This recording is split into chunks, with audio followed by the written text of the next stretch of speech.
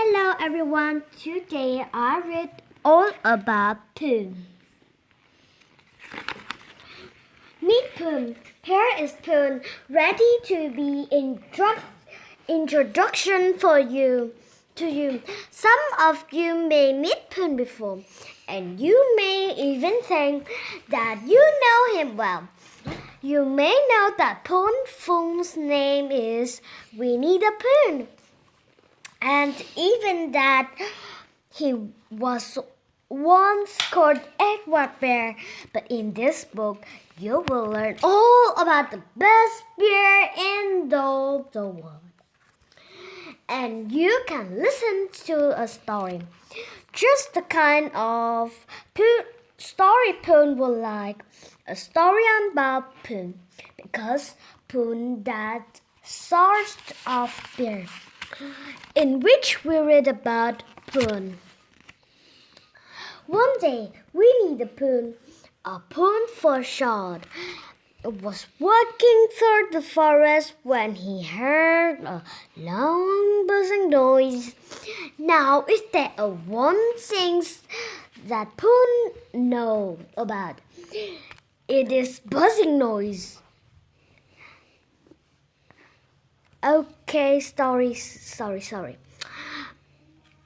Only one thing that makes a buzzing noise, and that is a bee. And there is only one reason why it makes buzzing noise, and that is because it has made some honey for Pooh to eat. The buzzing noise was coming from the top of the very tall trees. So Pooh began to climb the trees, singing a little song to himself.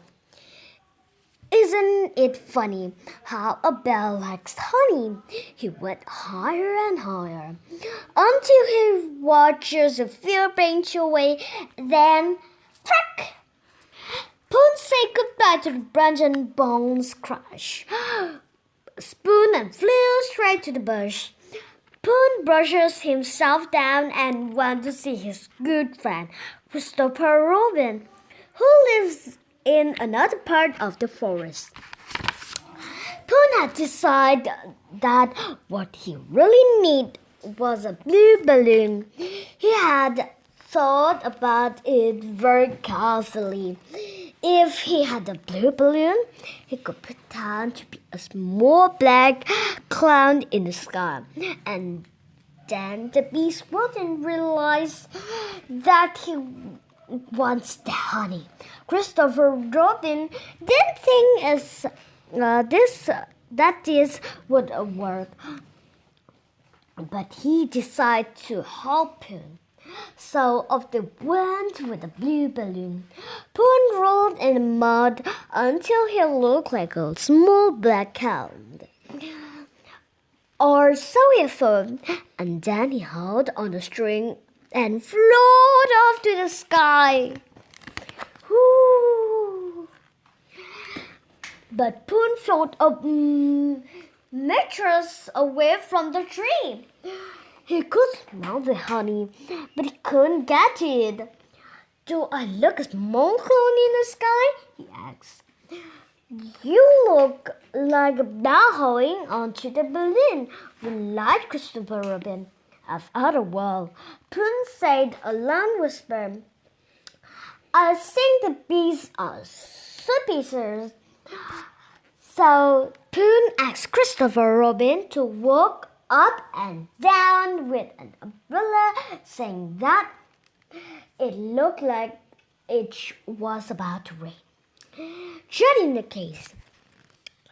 And while Christopher Robin walked up and down, Pooh sang a song, and the bees all flew around him, and said one said on his note as he sang, Christopher Robin, called Pooh, I have decided that bees would make a strong sort of honey, so I would like to come down, but must burst the balloon.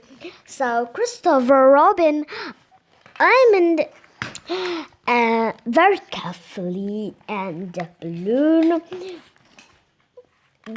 with a pea shoot him, and the air came out very slowly and Pooh flew down to the ground. But he couldn't move his arm for a day, and when the bee landed on his nose and to blow it off. A few days later, when Pooh was able to move his arm again, to do his strenuous exercise, he made a little hum as he stretched. Tra-la-la, tra-la-la. After breakfast, Pooh was walking through the forest, humming his hum, hoping to share with someone. When he came to the sandy bank, in the bank was a large hole. "Rabbit lives inside the hole," cried Pooh, "and that means someone to listen to my hum, and someone with food." Pooh had realized that there was easier ways to get honey that pretend you were a small black cat. But when Pooh called, Rabbit pretended that he wasn't at home, and even said that he was visiting Pooh. "That's me," said a very surprised Pooh. "Oh, come in then," said Rabbit. So Pooh squeezed his way through the hole, and was very pleased when Rabbit asked him if he would like something to eat. Pooh could decide between honey or corn, then said milk. So he said yes to both. After all, it was nearly 11 o'clock in the morning, and Pooh always liked a little something at the time of the day. At last, after checking that there was no food left, Pooh thanked Rabbit with a sticky voice, and that he must leave. He started to climb out of the hole, but he pulled and pushed until his nose, ears, front paws, and shoulders were in the open, and then nothing. "Oh, help and bother," says Pooh. "I can't move." By now, Rabbit had gone out his back door and round to the front to see Pooh. "Give me your paws," he said, and Rabbit pulled and pulled and pulled. "Ouch!" cried Pooh. He was stuck, and Rabbit knew why. "I didn't like to say anything, but you've eaten too much," he said. "I shall see if Christopher Robin can help." So Rabbit brought Christopher Robin, who quickly said that there was only one thing to do. "We have to wait for you to get thin again, so we can pull you out," he said. Pooh was very anxious. He would like to stay there for a week without any food. He began to sigh, and the tear rolled down his cheek. "Would you read a sustaining story to help and comfort from me?" he said. "Of course, you silly old bear," said Christopher Robin. And every day he read to Pooh why Pooh let him stop getting smaller and smaller. Until at the end of the week, Christopher Robin took off his front paws and Rabbit and all his friends and relation to hold of Christopher Robin and then pull together.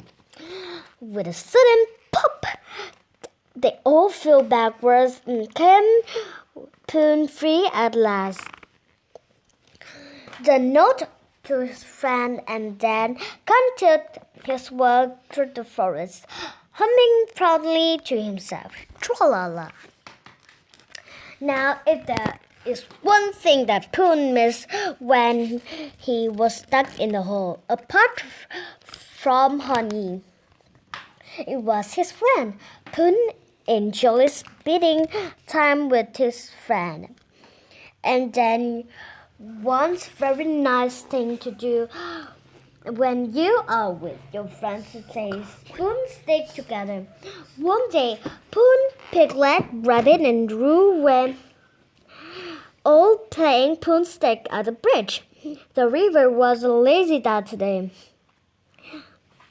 so they had been learning over the edge for a while, waiting for see whose stick would be first. Roo kept thinking that he could see them and had been very excited, but soon was beginning to get bored to how long the stick was taking. Pooh saw something. "That's your Piglet," he said suddenly, the great stick coming out now. Roo was very excited again.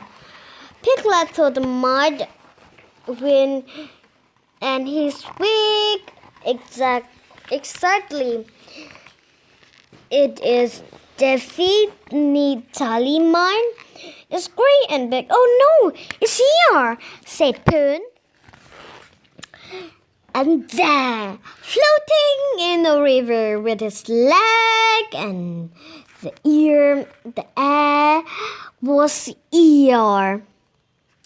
"I didn't know you all were playing Pooh stick." "Eeyore," says Roo, "I'm not. I'm waiting for someone to help me out of the river," he replied. Eeyore was silent until Pooh said that he had a solid idea. Eeyore was already feeling unsure about this idea. "We could throw things into the river